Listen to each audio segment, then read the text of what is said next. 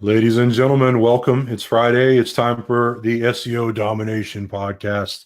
And I've got my man, Henry Butler, on today. We're going to talk about, let me ask you this, ladies and gentlemen. Wouldn't it be fantastic if you could have highly regarded publications linking back to your site? The New York Times, the Boston Globe, high-level bloggers with gigantic audiences sending highly qualified traffic to your platform.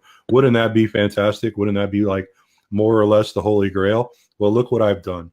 I've gone and I brought you the man, the myth, the legend. He's our go-to guy here at Can I Rank when we need somebody to link back to us with an article. And we're going to talk about how he goes about doing that today. So welcome to the show, Henry. Thanks for being on, man. No, thanks, Jonathan. Thanks for having me. Hope I can live up to that introduction there. Don't worry about it. I oversell all the time. It's great. Everybody expects it from me at this point. No, I'm kidding. So let's talk about this for a minute. Why, for the uninitiated, I know probably most people who watch this are, mid-level journeymen with SEO, but for the uninitiated, why should I care about people linking back to my website, especially bloggers and journalists? What does it do for me? Well, that's a great question. Backlinks are one of the most important ranking factors for search engines. So that's how Google evaluates kind of the trust and authority of a given website. So, PR and backlinks kind of go hand in hand. PR is really intertwined with SEO, and some of the best SEO is also good PR. Yeah, so public relations is what you're talking about, referencing specifically. Yeah, that makes sense to me. So essentially, having people link back to me increases the link juice, as it were, right? Yeah, exactly. It's like a vote of confidence, saying that you're a trusted source on this given topic. And it increases the chances that you'll rank in search engines. So your backlink profile is a huge component of SEO. So that's something that we really work hard to improve on at Can I Rank. And it's also something that a lot of startups and small businesses struggle with. They don't have the big brands with the name recognition that larger organizations can rely on. So they have to get more creative with some of their outreach efforts. Yeah. Do you think that small brands should take a stab at this? I mean, if you're an upstart and you land a link from the New York Times in a prominent article, I mean, that could be a business break or a business maker for you, couldn't it? Yeah, exactly. I think it is something that small businesses and startups should definitely test out and experiment with. It doesn't just help with search engines. It obviously backlinks are a big component of Google's algorithm, like I said. Mm-hmm. But it can also bring a lot of credibility to your company. So if you're a startup and you've been featured on Forbes, New York Times, and you've had a lot of press coverage, that can also help with other things outside of online marketing, like recruiting, for example, or fundraising, getting speaking opportunities. So it builds on itself, and the PR can really open up more doors besides just the backlinks and the SEO side of things. Absolutely. And I mean, if you get the right sources linking to you, it can drive a hell of a lot of traffic. Yeah, definitely. It's also good for earning traffic to your site. Absolutely. Yeah, definitely. So why is it that pitching journalists is so difficult? I mean, if everybody could do it, we wouldn't be sitting here having this conversation. What's difficult about it? Well, I would say the internet's a really loud place and everyone's jockeying for position. It's really hard to stand out. So I read a statistic recently that PR professionals outnumber journalists 5-1. So that means that there's a lot more supply than the demand there. So it's just really hard to stand out and get your message get your brand or your message covered. And then for small businesses or startups, you might not have a topic or something really newsworthy to report. You can't just publish a press release and through the wires and then expect to get coverage. So you're gonna have to come up with some more creative tactics if you want to get press coverage. Yeah, I read somewhere, it might have been in a presentation that you actually created, that the average editor probably only writes 1 to 2 articles a day. Or the average writer, and they may get as many as 100 solicitations for each of those articles, for people that want their links included, etc. So we got to develop a methodology to stand out, don't we? Yeah, exactly. I mean, if you're a popular journalist, you might get over 100 pitches in a single day. So they don't have time to look through all those or really evaluate them thoroughly. So you definitely have to use the right tactics if you want to stand out and to be able to develop relationships with them. Cool. So tell me about that. What do you think constitutes a good pitch? How do you make a good pitch to get your link included? Well, I think that there's no specific template that works for every type of pitch. It depends on the situation, obviously, but there are certain principles that generally hold true. So, for example, since most journalists or bloggers that have a large audience following get pitched quite frequently, you want to generally be really concise. So a good rule of thumb is to kind of write your initial pitch and then proofread it and then see if there's any sentences or words that you can cut out. Cut the fluff and get to the point, basically. You want to be really respectful of their time. So you think there's a strong benefit in sort of brevity because of just the volume of pitches that people see? Yeah, absolutely. I mean, you only have so much time to get their attention, and if your pitch is really long-winded, and it might be really relevant to what they're writing, but if it just takes a long time to get to the point, you might have missed that opportunity. All right. Well, let me regress for a second and ask a question. Let's say I don't, how do I go about getting email addresses for these people and figuring out who they are and how to send them stuff? It isn't always very intuitive, is it? No, there's definitely a sales component that goes into it. So I mean, you have to be able to get in touch with the right person. If you're, a lot of journalists will include their email addresses or contact information on their social media profiles, so you can look on their LinkedIn or Twitter accounts. It's definitely a good idea to connect with them on social media because obviously, pitching is one thing, but you're really trying to develop a mutually beneficial long-term relationship. Outside of that, if you can't find their emails on social media, you can look on their company website, and frequently they'll list their team's contact information. And then there are a few Chrome extensions that you can test out that also work. Clearbit's one, for example, that I frequently use when I'm having trouble finding the contact information of a journalist or editor. I use that tool. Do you do anything to sort of keep track of all these people? How do you manage them? So obviously it wouldn't be beneficial every time I publish an article to have to go research all over again who's available and whose email address is where. Do you store this information or categorize it somehow? Yeah, definitely. So here at Can I Rank, we focus on putting together a process called content amplification, and that's basically all the contact information for different editors, journalists, bloggers, forums, communities that we want to share our content with. So it's not just enough to publish a blog post and hit submit. No one, it's unlikely someone is going to. You're the right people are going to find the article, especially if you're still building up your audience.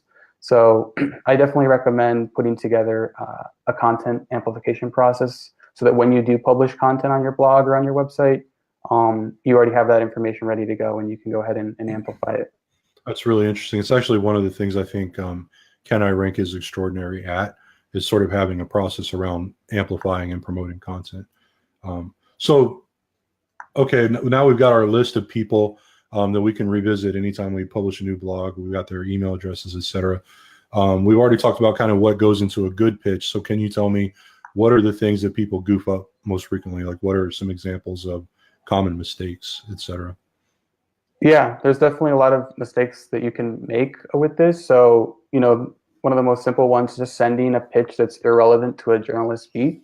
So, if they're a writer who covers the energy sector, and you are, a technology company, you don't want to pitch them. Obviously, you want to focus on people that are covering your industry. Another mistake is template messages. So it kind of comes across as almost like spam, and the emails are not personalized to the person you're targeting. So you might just see people that copy and paste the same message and then send it out to 100 contacts, and that really doesn't work because you're more likely to burn bridges and not be able to develop relationships with the right people over the long term. So yeah, so I'm hearing a couple of things that we can probably pull out from that are best practices for people that are sort of newer to this. Number one, you need to understand not only who are the writers and what are their email addresses, but what is their specific beat? What are they covering? And if you don't think that the material is going to apply to them, you're saying definitely don't email them. Like there's almost a balance of goodwill, right? That you're withdrawing from every time you ask for something. And if you're asking for things that don't make sense for them, they're going to, one, probably think you're stupid, but two, your balance of goodwill is going to run pretty low, right? Yeah, absolutely. I mean, you want to be focused on their needs as much as your own. So they have, content that they're working on and topics that they need to cover, and you want to try to help them do that. So if what you're pitching doesn't help with that, then it's best not to pitch. You're really, a big component of this is just developing those long-term relationships and being a trusted source that journalists can rely on. Sure. I think the other thing that I took away from that I thought was pretty clever is that if the whole purpose is to build a relationship with these people long-term such that it's symbiotic, you're helping them, they're helping you, then it doesn't make sense to mass email them. Probably there's no scenario where you should stick 50 of these people into the receiving line in an email and just blast them with emails. That's all the same. Like if you know them and you're building a relationship, you probably ought to be making some effort to customize the pitch, right? Yeah, absolutely. You want to review kind of what recent articles they've written on, what they're working on. But yeah, it's not a good idea to blast out, the same message to 100 people. That's a quick route to, getting in their spam folder, and then you've kind of lost your efforts there. So it's not effective. So, I mean, this is not a minute background process, right? This is not something that you can really automate. In order to do this well, it kind of requires intentionality and presence on some level, doesn't it? Yeah, absolutely. I mean, you're connecting with other humans. It's hard to really kind of scale that up. So you really have to focus on the individual relationships. Obviously, it can build on itself over time.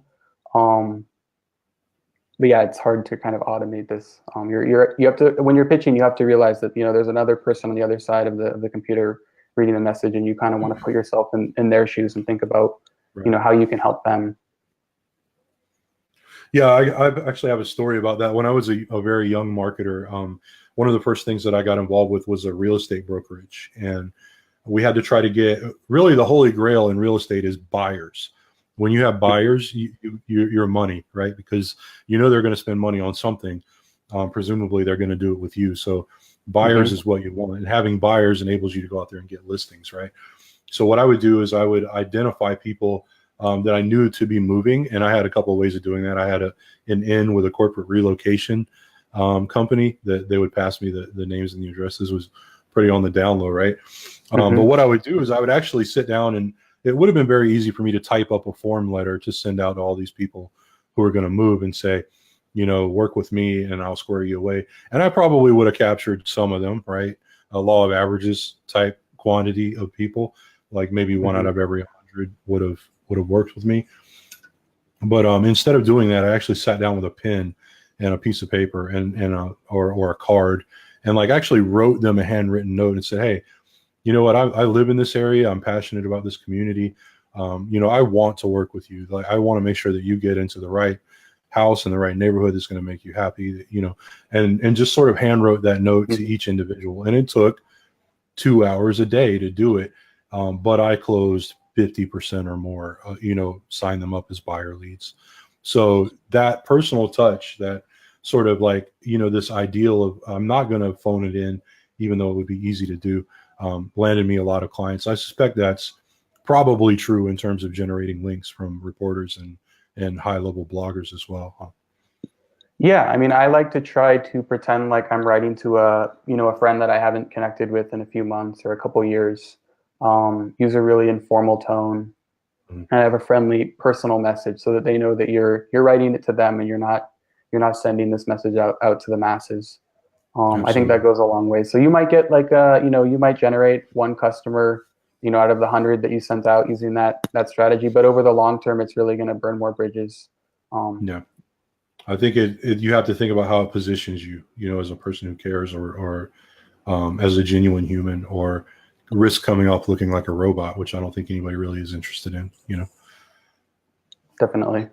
So tell me about hooks. What are you writing in these messages that are getting these people on the hook? How do you write one? Do you have any examples of good ones versus bad ones that you can share with us? Yeah, so a hook is essentially a way of packaging a story in order to pique interest from a journalist or a media audience. So it comes down to defining your message in order to highlight what's most interesting, unique, or unusual about your story. So if you're a small business or a startup, you might not want to focus on what product or service you sell. That doesn't have to necessarily be part of your hook.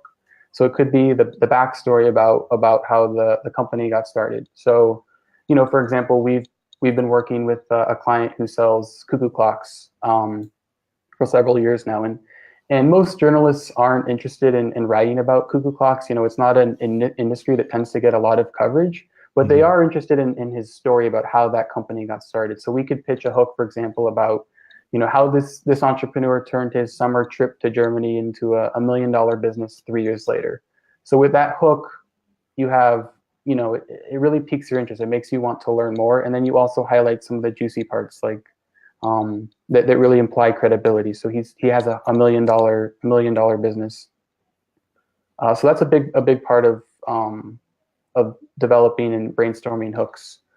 Another one that comes to mind is we have a client here at CanaRank who works in the event marketing space, which again is not another industry that typically gets a lot of press coverage. But her background story about how she got involved in business and became an entrepreneur is really compelling. So, for example, how she went from being a part-time employee at her company to CEO in 2 years and tripled the company's revenue and expansion. That's something that a journalist could potentially be interested in. And it might be more compelling than just writing about the companies, the services they offer, or the products they sell. Mm-hmm. What's the average length of a pitch that you send to someone? I don't know. I've never done a word count average, but What I would about, say paragraphs? Is it usually 1 or 2 paragraphs, or 10, or much shorter. So one or two really short paragraphs. It's best to break up the text into short sentences, or shorter lines. So just a few sentences can be enough sometimes. So usually if you're writing an email and it's 7 sentences that you're pitching to a journalist, see if you can cut that down to 5. Or if you're writing, it's a 10 email pitch, see if you can cut that down to 6 or 7. So usually shorter is better. They appreciate the brevity just because they're looking at so much stuff throughout the day, Yeah, another thing that goes with this is that people's attention spans are not super long. People are busy, and when you're pitching them, you might not be on their radar. You're not their primary the thing that they're working on at the time. So you want to be brief. Well, if that's true, I imagine that probably is true that you're not on everyone's radar. They probably, a fair amount of them will not know who you are. So how important is it then to write good subject lines for your emails?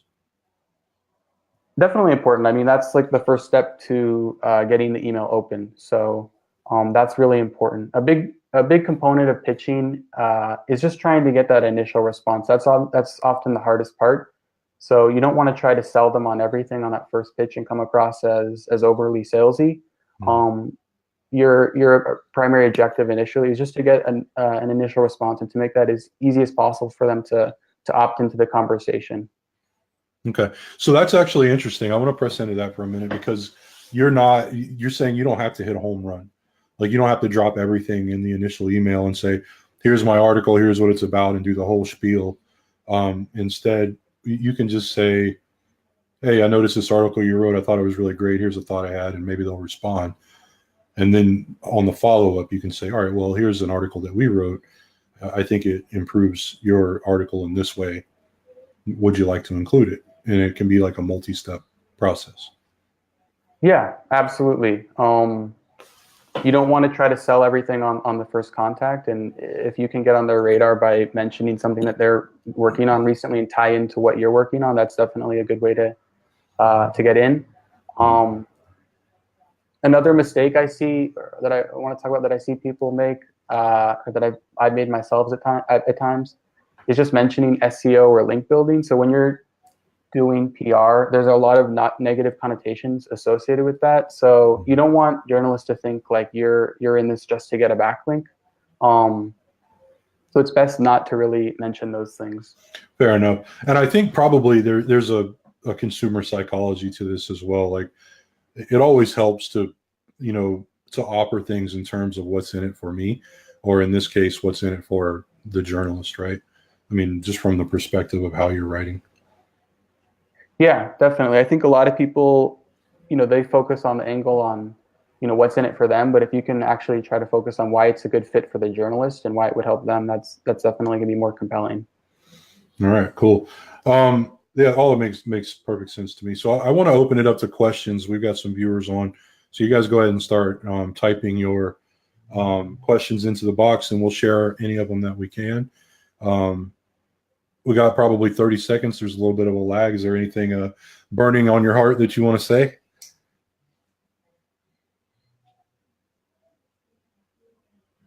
Oh, sorry. I thought you were talking to the audience. No, I'm talking to you. Burning on my heart. Not really. So one thing I would say is if you're doing a lot of what I think when I think of outreach, I think of it, PR and outreach. I think of it requires one component copywriting, one component creativity, one component sales, and then one component humility. When you're doing outreach, you're going to naturally get some rejection. I mean, not everything you're working on is going to be a good fit, or it might not be super newsworthy, and that's okay. So you have to be comfortable with that rejection. And I would also encourage people to constantly be experimenting. It's easy to kind of get in a rut where you send the same types of messages to the same contacts, but you really want to test out different strategies. So a big component of outreach and PR is experimentation. So be comfortable with rejection. It's good advice for SEO and dating. Here's a question from John Shieldsmith. It says, what chance do smaller brands or sites have at landing PR opportunities with decent publications?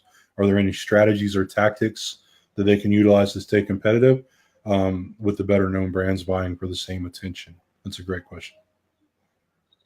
Yeah, I mean, we've had a lot of success here at Canner Inc. We've had small businesses featured on sites like Forbes, Entrepreneur, Inc., USA Today.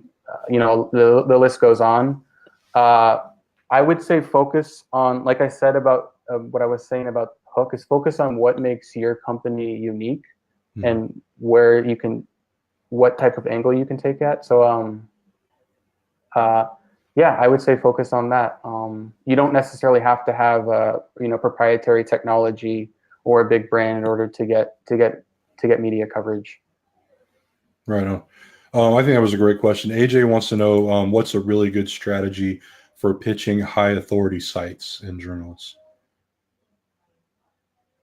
Well, I guess it depends on who you're pitching, but I would say, in general, if you're pitching a really high authority site, that's the journalist is probably getting a lot of pitches. So you're going to want to be, like I said earlier, brief. Whereas if you're pitching maybe a blogger who's still building up their profile and their audience and their website, you might want to spend more time in the relationship building, giving them feedback. They're probably going to really value that. Whereas a journalist who has a deadline to work on, less so. So definitely be respectful of people's time, I would say, when you're pitching those journalists at the tier one sites. Yeah, absolutely. It makes sense. Mike wants to know, how long should you wait before you follow up with a journalist if they haven't contacted you back? Yeah, definitely. Following up is a big component of this. So if you follow up too soon, you come across as desperate. And I think if you follow up too late, you might have missed that window of opportunity. So it depends. I usually like to at least wait a few days. I try not to follow up within a few days because people can be really busy. Following up on the weekends or Fridays can be a bad idea. So usually during the week you want to follow up and wait at least a few days, if not more. Okay. That makes sense to me.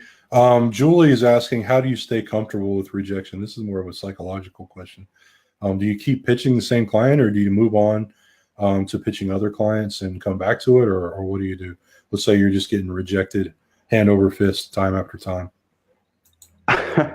Well, I would just say, like I said, like you have to continue to experiment and work on changing your habits. You also have to like celebrate the success that you have. You know, if you get a little bit of success, you're obviously going to stay more motivated to keep going along. So rejection is definitely a component of it, and you have to be prepared for that. But you shouldn't let it deter you and prevent you from doing your job. So I think if something's not working, it's best to, you know, test different angles, try different hooks, different content ideas. Definitely. John Shields says he finds that drinking helps with the rejection. That's hilarious. I actually find that meditation helps.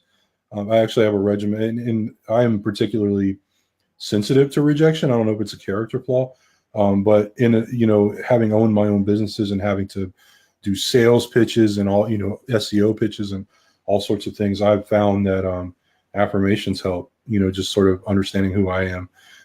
And how to approach that and going through it before and after. It's like sniffing coffee when you're smelling perfumes to clear your whatever, so you can smell the perfumes better, as it were. I try to do that before and after pitching things. It's a bit much, but I'm particularly susceptible to that rejection narrative, so I have to do it. But maybe that'll help. You can always try that. So. Yeah, the other thing is you don't want to take it too personal. I mean, everyone who's doing this gets rejected. So if you're not getting rejected, you're probably not putting in enough work, enough effort. So it definitely comes with the territory. Right. Or you need to refine your pitch. Probably if you're getting 100% rejections, your pitch probably is not very good. So yeah, agreed. All right. Well, listen, that's about all the time we have. I don't see any more questions coming in. So Henry, nice job, bro.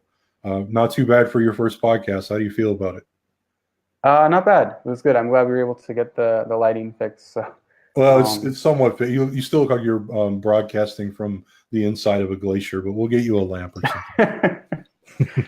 Next time, I guess. Yeah. It was either this or Starbucks, so I figured the background music at Starbucks. Oh God, yeah. Worse, so. That's all we need is a room full of hipsters. Somebody will be barefooted in there. I don't know. Maybe Starbucks is different where you're at, but it's all hipsters where I am. So. Yeah, Jacksonville is a hipster town. Some of it is. We have an area that's called Riverside that's particularly hipsterish. But listen, let me not hate on the hipsters, or they're gonna gang up on me. So. Okay. All right, man. Listen, it's been real. Thanks. That was really valuable stuff. I think people are going to get a lot out of that. And thank you guys in the audience for your questions. John says it always looks cold where you are. That's because he's blue. He looks like he's broadcasting from the inside of a glacier. That's because of yeah. It's just a lighting trick. But anyway, that's episode 6 wrapped up. Thanks all of you for participating and being on. Thanks for everyone who commented. And you guys are not from around here, or you want to know what we're up to, go check us out on canirank.com. We have some of the best, and I mean the best, keyword research tools, keyword difficulty tools, all kinds of things that you can check out for free, as well as some really smart, talented people like Henry here, who can flip your SEO and turn it into something profitable. So look forward to having you guys check that out. I hope everyone has a great weekend. Henry, thanks for being with us, and we will catch you guys next episode. Peace out. Grumpy Cat says, what's up?